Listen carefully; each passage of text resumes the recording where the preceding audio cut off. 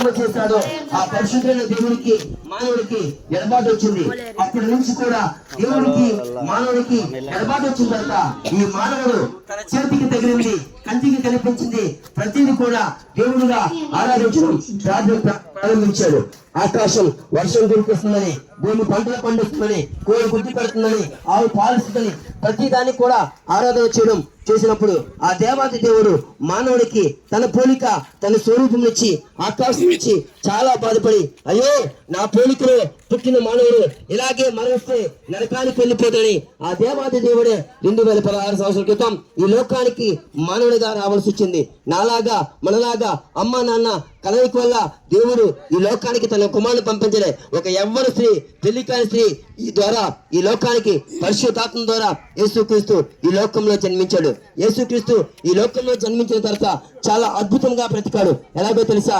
ఆకాశము భూమి మొదలుకొని ఈ రోజు వరకు కూడా పుట్టుగుడ్డివాడికి చూపునిచ్చే డాక్టర్ ప్రపంచంలో ఒక్కరు కూడా లేరు. యేసుక్రీస్తు ప్రభువారు పుట్టుగుడ్డివాడికి చూపునిచ్చాడు. రెండోదిగా కుష్ఠరోగం వస్తే ఊరి నుంచి దూరంగా వారిని పంపించేస్తాం. యేసుక్రీస్తు ప్రభువారు కుష్ఠరోగిని స్వస్థపరిచారు. ఇలా అనేక అద్భుతాలు, ఆశ్చర్యకార్యాలు, మహత్కార్యాలు యేసుక్రీస్తు చేశారు. ఎందుకో మానవుడికి దేవుడు చాలా జ్ఞానం ఇచ్చాడు. ఎంత జ్ఞానం అంటే ఆకాశంలో ప్రయాణం చేస్తున్నాం, సముద్రంలో ప్రయాణం చేస్తున్నాం, వేరే దేశంలో ఉన్న వ్యక్తితో ఇక్కడ కూర్చొని వీడియో కాల్లో మాట్లాడుతున్నాం. ఇంత జ్ఞానం ఇచ్చిన మానవుడు చివరికి మరణించి మరణము చేతిలో ఓడిపోతున్నాడు. అయితే యేసుక్రీస్తు ప్రభువారు మరణించిన వారిని సైతం బ్రతికించాడు. ఎందుకో తెలుసా?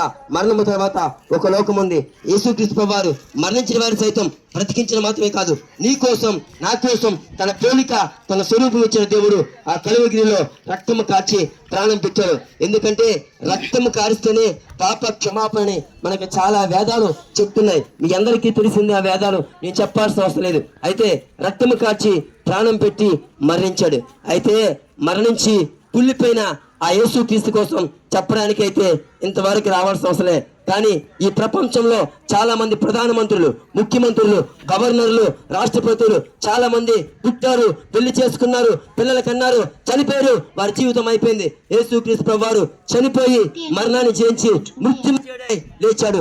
ఎందుకంటే మన పెద్దలకు తెలుసు, నూతిలో దిగేవాడికే దాని లోతు ఎంతో తెలుస్తుంది. అలాగే మరణించిన వాడికి మరణం తర్వాత ఏముందో తెలుస్తుంది. అందుకే యేసుక్రీస్తు ప్రభువారు చెప్తున్నారు, నేనే మార్గాన్ని పరలోకానికి, యేసుక్రీస్తు ద్వారానే పరలోకం. నేను నీకు ఒక మాట మీ అందరికీ నేను చాలా చేసి చెప్తాను. యేసుక్రీస్తు కాకన్నా వేరొక దేవుడు ఎవరైనా పరలోకాన్ని ఇస్తే, మోక్షాన్ని ఇస్తే, వైకుంఠాన్ని ఇస్తే యేసుక్రీస్తు కోసం విశాఖపట్నం నుంచి వచ్చి ఇక్కడికి వచ్చి చెప్పాల్సిన అవసరం మాకులే. ఎందుకంటే ఎవరు నమ్ముకున్నా పరలోకానికి వెళ్ళిపోతాం, ఎవరు నమ్ముకున్నా మోక్షానికి వెళ్ళిపోతాం. అంటే మా యేసుక్రీస్తు నమ్ముకోండి, మా దేవుడే గొప్పడని చెప్పాల్సిన అవసరం లేదు. యేసుక్రీస్తు కాకన్నా వేరొక దేవుడు పరలోకాన్ని ఇవ్వలేడు. మనము దేవుడని అనుకుంటున్నాం. ఈ సత్యాన్ని చెప్పడానికే మీకు వచ్చాం. ఒకవేళ బాబు నువ్వు చిన్నపిల్లడివి, నీకేం తెలీదు, మేము చాలా చూసాం, చాలా నేర్చుకున్నాం, మాకు చాలా తెలుసు అనుకుంటే నరకం ఉంది, ఇది నిజం. ఒకవేళ నరకమే లేకపోతే యేసుక్రీస్తు ఎవరి కోసం చనిపోయినట్లు? నరకం ఎలాగుంటదంటే అగ్ని ఆరదు, పురుగు చావదు, యుగాలు నీ ఆత్మ కాలాల్సిందే. ఈ ఎండకే తట్టుకోలేక చాలా మంది చెట్టు కిందకి వెళ్ళిపోతున్నారు. చాలా ధనవంతులు అయితే ఏసీలు కొనుక్కుంటారు, ఇంకా మధ్యతరగతి అయితే ఫ్యాన్లు వాడుకుంటున్నారు. అలాంటిది యేసుక్రీస్తుని కాకుండా నువ్వు మరణిస్తే అక్కడి నుంచి తప్పించేవారు ఈ లోకంలో ఎవరు లేరు. దయచేసి ఈ మాటలు వినండి. చివరిగా ఒక మాట, ఈ భూమి మీద మనం తయారు చేసే ప్రతి వస్తువుకి గ్యారెంటీ ఉంది.